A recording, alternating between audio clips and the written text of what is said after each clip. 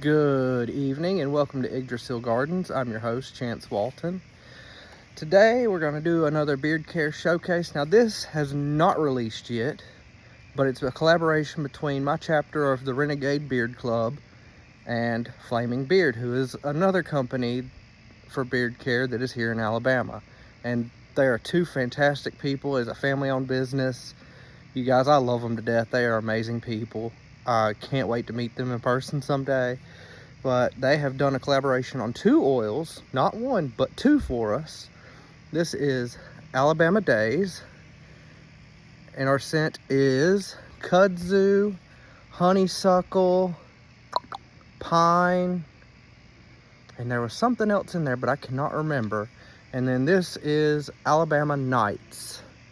This one is comprised of, boy, it is a lot of stuff. The main things I remember were bonfire, sea minerals, racing fuel, blackberry incense. Because if you're from Alabama, you know you grew up eating some blackberry cobbler, and you know we got Huntsville where we got some rockets that have helped with the U.S. space race. And we also have the Talladega Super Speedway for you NASCAR fans. So that racing fuel, you would not expect it to smell so good, but it also has leather and bourbon in there and bonfire. And when I tell y'all, it smells good. You wear this on a night out and you're gonna be turning some heads. You're gonna get some attention. Like, these two scents really just scream Alabama. The day one, if you've ever been to Alabama in the summertime after a rainstorm, that's exactly what it smells like. When the kudzu and the honeysuckle start warming up and drying out from the rain and they start putting off their scents, it smells so good. You just cannot go wrong. So again, that is Flaming Beard. Not one oil, but two. This is Nights and this is Days. I encourage y'all to go to flamingbeardco.com, check them out, Google search them. They're good people. You cannot go wrong with any of their scents. Like I said, these have not released yet. These are just samples that me and members of my chapter of the club have gotten. So, but they should be releasing, you know, weeks to months. I don't really know. Keep your eye out on their page. Watch for it.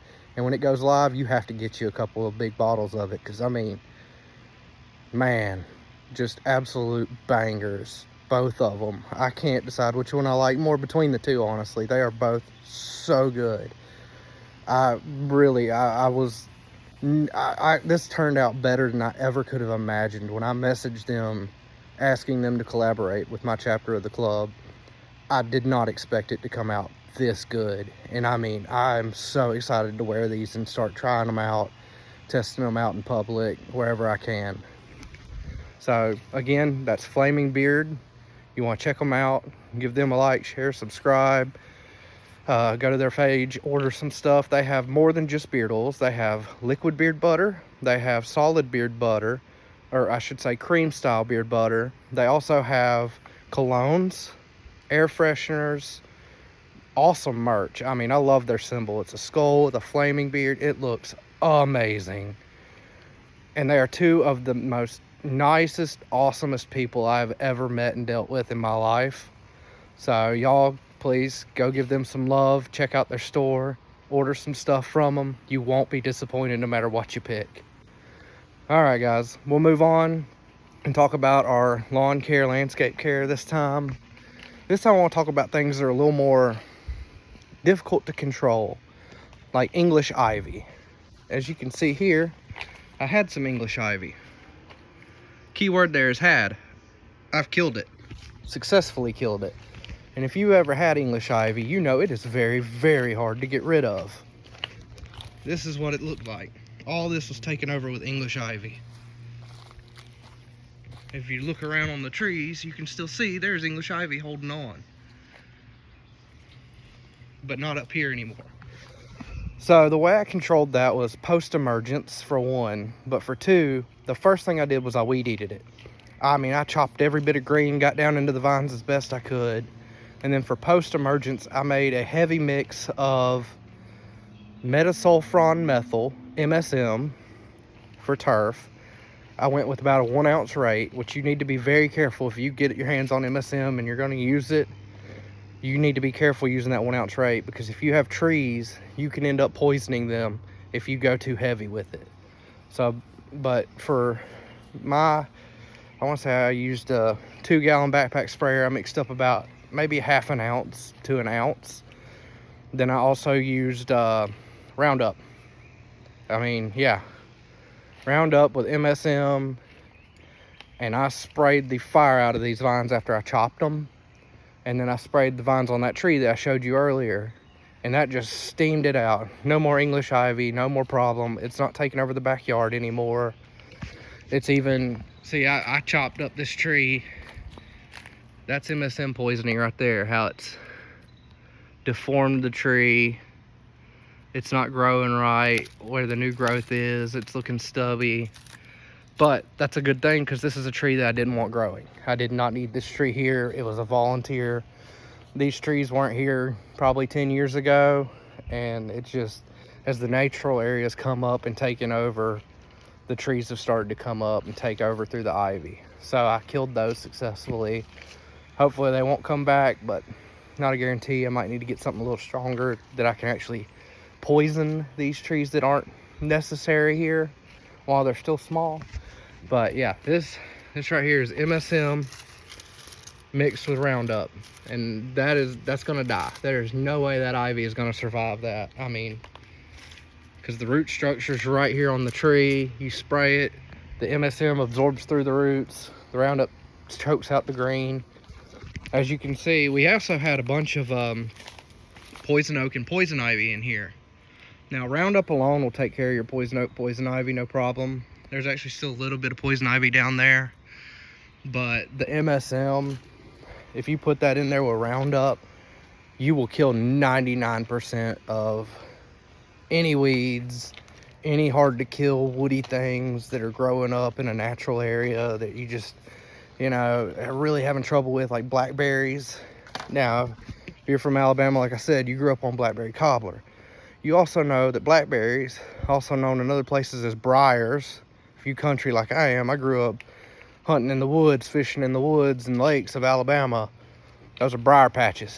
That ain't just blackberry vines. That's a briar patch. I don't know what other states might call those. We call them briars. But lots of thorns. They make these sweet blackberries on them. God, you can't go wrong, man. That's some darn good eating. But muscadine vines, anything of that nature that's kind of hard to take care of and get rid of, you put some MSM with some Roundup, you ain't gonna have it no more. Now, I don't encourage you to spray that in your yard, because it's obviously Roundup in the lawn, not a good thing. Looks pretty tacky, kills some spots. Now, if you have Bermuda grass, you can spray some Roundup on your yard and not necessarily kill it all the way. Like, say you have a spot of Dallas grass or Johnson grass popping up in your front yard that you need to take care of, you can get some Roundup. They actually have turf safe Roundup. You spray every bit of that piece of Dallas grass, from the tip of it all the way down to the base to the root, and it'll die. Then you can dig up that little piece and your grass will fill back in it. But you have to do it in the springtime when it first is popping up, and then it shouldn't be a problem again. Like, it won't come back. You'll have it taken care of. I know Dallas grass is a very hard thing to take care of, and I work in lawn care, so I'm not supposed to encourage you guys to use Roundup in your lawns. That's frowned upon by just about everywhere in the industry.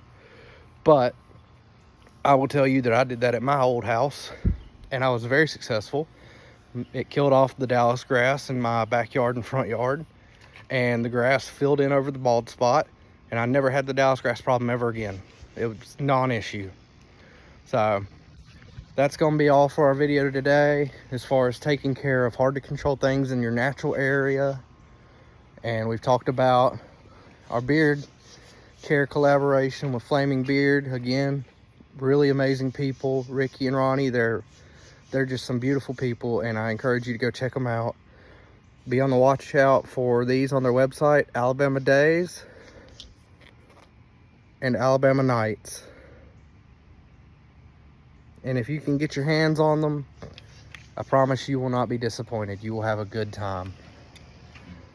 All right, guys. Well, that's all for this week. We'll catch you guys next week. I hope you all stay safe, stay happy, keep gardening, keep growing, keep mowing. Give me a like, share, subscribe, and we'll catch you guys next week.